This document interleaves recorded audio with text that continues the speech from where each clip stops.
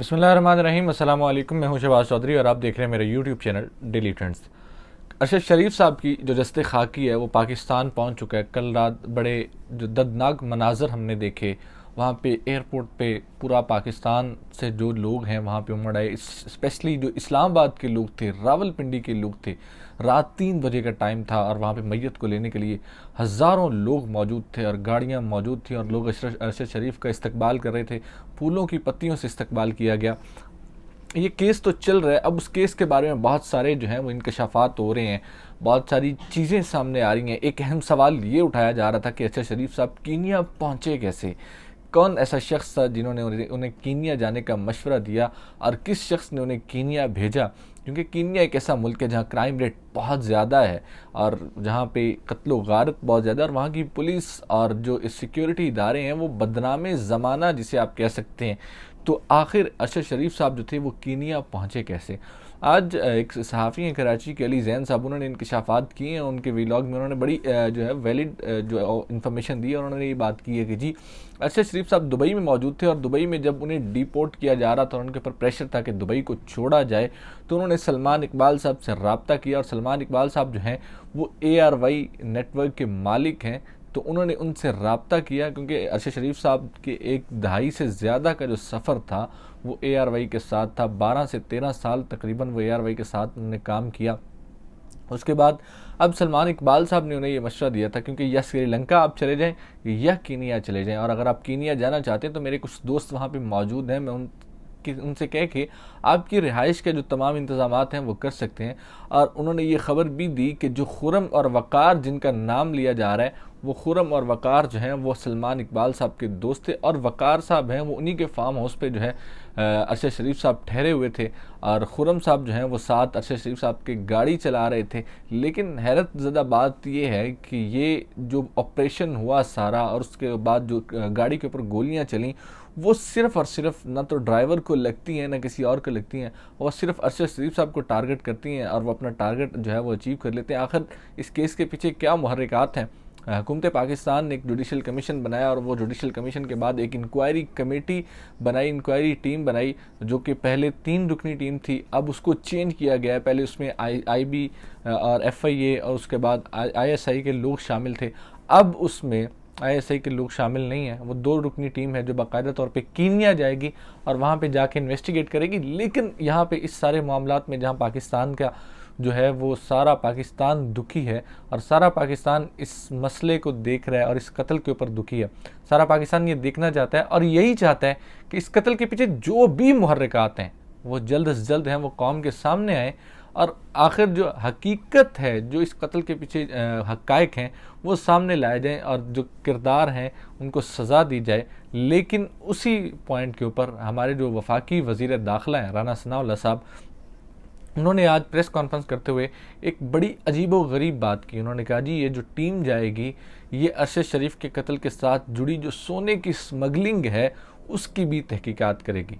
इसका मतलब साफ ये है कि अरशद शरीफ साहब के ऊपर उन्होंने सोने की स्मगलिंग का इल्ज़ाम लगाया। उन्होंने कहा जी ये कत्ल जो है वो सोने की स्मगलिंग की वजह से हुआ है और उन्होंने साथ में ये बात भी की है कि सोने की स्मगलिंग जो है वो पाकिस्तान के अंदर एक मीडिया चैनल का जो नेटवर्क का मालिक है उसकी एक मशहूर कंपनी है जिसके ज़रिए सोने की स्मगलिंग होती है, कीनिया में वो काम करती है, तो वो जो है उसकी तहकीकात भी की जाएंगी।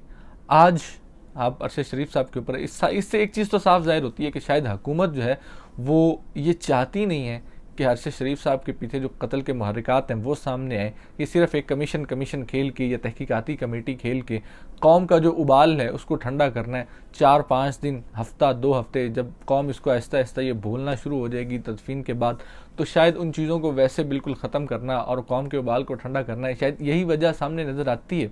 अगर आज आपको ये चीज़ें नज़र आ रही हैं कि अभी आप ये आके कह रहे हैं कि सोने की स्मगलिंग की भी हमने तहकीकात करनी है और सोने की स्मगलिंग की वजह से अरशद शरीफ वहाँ पे मौजूद थे, तो कल रात जब पाकिस्तान के अंदर अरशद शरीफ का जस्ते खाकी वापस आना था तो राना सनाउल्लाह किस हैसियत से और किस वजह से ये बातें कर रहा था। और राना सनाउल्लाह बाकायदा तौर पर अरशद शरीफ की बॉडी को रिसीव करके वहाँ पर फ़ोटोग्राफी जो करवाना चाहता था, अपना एक फ़ोटो सेशन करवा के अपने जो नंबर टांगना चाहता था वो किस हैसियत से था। क्या एक सोने के स्मगलर की लाश को राना सनाउल्लाह जो है वो एयरपोर्ट से रिसीव करना चाहता था? जिसको मरीम नवाज़ के ट्वीट के बाद अरशद शरीफ की जो वालदा थी उन्होंने इनकार कर दिया। उन्होंने कहा जी राना सनाउल्लाह को किसी किस्म की इजाज़त नहीं दी जाएगी।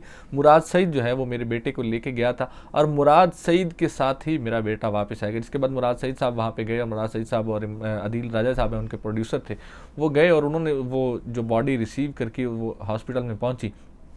हकीकत क्या है ये तो जब तहकीकात होंगी सामने आएगी। बहुत सारे लोग अब ये भी मुतालबा कर रहे हैं कि हमें इस कमीशन के ऊपर एतबार नहीं है। एक इंटरनेशनल लेवल का यूएन से डिमांड करते हैं कि एक इंटरनेशनल लेवल का कमीशन बनाया जाए, तो हो सकता है कि वो कुछ चीज़ें सामने लेके आए, क्योंकि बहुत सारी जो गेम्स हैं वो नैरोबी के अंदर से, कीनिया के अंदर से सामने आ रही है। नैरोबी के गवर्नर ने ये बात की, साबिक गवर्नर ने, उन्होंने कहा जी अरशद शरीफ साहब यहाँ पे कुछ लोगों के ख़िलाफ़ मनी लॉन्ड्रिंग का एक सिंडिकेट यहाँ पे काम करता है, उनके सबूत इकट्ठे करने यहाँ पे मौजूद थे।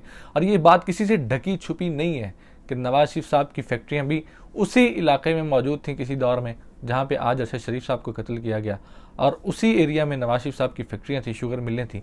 ये कौन सा ऐसा दुनिया में मुल्क है जहाँ पे इस ख़ानदान ने कारोबार नहीं किया हुआ, जहाँ पे इस ख़ानदान की फैक्ट्रियाँ नहीं हैं और जहाँ पे इस ख़ानदान ने अपना जो दौलत के अंबार हैं वो नहीं लगाए हुए। और आज नैरोबी के गवर्नर ये स्टेटमेंट देने के लिए अरशद शरीफ यहाँ पे मनी लॉन्ड्रिंग का एक सिंडिकेट काम कर रहा था और उसी को एक्सपोज करने के लिए उसी के शवाहिद इकट्ठे कर रहे थे, और उसके बाद फिर ये सारी चीज़ें सामने आई हैं। तो अब अरशद शरीफ साहब का तो कत्ल हो चुका है, वो पाकिस्तान का जस्ते खाकी आ चुका है, कल उनका नमाज जनाजा भी हो जाएगा। साबिर शाकिर साहब भी उसके साथ मौजूद थे। आज इमरान रियाज खान ने भी कुछ अपने वीलॉग में कुछ इनकशाफात किए, साबिर शाकिर ने भी इनकशाफात किए। साबिर शाकिर ने भी ये बातें की कि मुझे यहाँ से फ़ोन आए जा रहे हैं, मुझे फ़ोन में ये कहा जा रहा है कि जी पाकिस्तान आके अपनी ज़मानतें करवाने से क्या आप लोग बच जाओगे, हम आपको जहाज़ से भी उठा लेंगे, ये कर लेंगे, वो कर लेंगे। अगर साबिर शाकिर साहब के इल्ज़ामात की में वो सच है, अगर साबिर शाकिर साहब सच बोल रहे हैं या वो जो भी इल्ज़ामात लगा रहे हैं, क्या उनकी तहकीकात होनी चाहिए या नहीं होनी चाहिए? उनकी तहकीकात बिल्कुल होनी चाहिए। आखिर ऐसा क्या है कि क्या कल को फिर अगर साबिर शाकिर की डेड बॉडी आती है तो फिर हम यही पूछ रहे होंगे कि ये क्यों आई है, क्या मसले हैं, कैसे हैं? तो आज जब वो ये बात कह रहे हैं कि इनके ऊपर तहकीकात नहीं होनी चाहिए, ये इल्ज़ाम डायरेक्ट किसी इदारे के ऊपर अगर लगा रहे हैं, तो इदारे को अपनी साख बेहतर करने के लिए, इदारे को अपने इमेज के लिए ये चाहिए कि उसके ऊपर तहकीकात करे कि वाकई इदारे के अंदर अगर कोई काली भेड़ें हैं जो इदारे का नाम बदनाम कर रही हैं, तो उनकी जो बाकायदा तौर पर शनाख्त की जाए और पाकिस्तान के लिए काम किया जाए। इमरान रियाज खान साहब ने भी आज कुछ इंकशाफात किए, उनका भी यही कहना था कि कौन वो लोग थे। आज आप पूछ रहे हैं कि कौन लोग थे जिन्होंने अरशद शरीफ को पाकिस्तान पे जाने से मजबूर किया।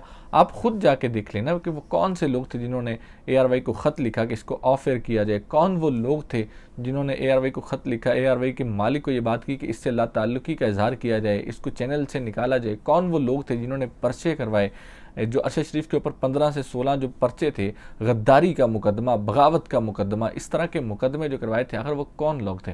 वो वही लोग थे जिन्होंने अरशद शरीफ के ऊपर ज़मीन तंग की और वो अरशद शरीफ साहब पाकिस्तान छोड़ के गए और अब उनका जस्द खाकी वापस पाकिस्तान आया। तो कातिल शायद हमें मिले ना मिले, लेकिन इन सारी चीज़ों से एक चीज़ तो वाज़ेह है कि वही लोग हैं, वही चेहरे हैं। आखिर ये कब तक चलेगा, कब तक यूँ ऐसा होगा? अगर साबिर शाकिर साहब आज इल्ज़ामात लगा रहे हैं तो उनकी भी तहकीकात होनी चाहिए कि आखिर कौन लोग हैं जो ये धमकियां दे रहे हैं, जो ये सारा कुछ कर रहे हैं, जो पाकिस्तान का इमेज बिगाड़ रहे हैं, जो इदारों के नाम पे ये सब कुछ कर रहे हैं और इदारों का इमेज बिगाड़ रहे हैं, इदारों की बदनामी का बायस बन रहे हैं। इदारे हमारा फ़ख्र हैं और इदारों के सर पे ही पाकिस्तान बचा हुआ है। और इदारों की बदनामी के लिए जो लोग काम कर रहे हैं या जो उनको बदनाम करना चाहते हैं, अगर जो लोग झूठे इल्ज़ामात लगा रहे हैं उनके ऊपर भी तहकीकात होनी चाहिए, उनको बड़ी करारी सज़ाएँ भी मिलनी चाहिए। इसी के साथ मुझे दीजिए इजाज़त और देखते रहिए डेली ट्रेंड्स।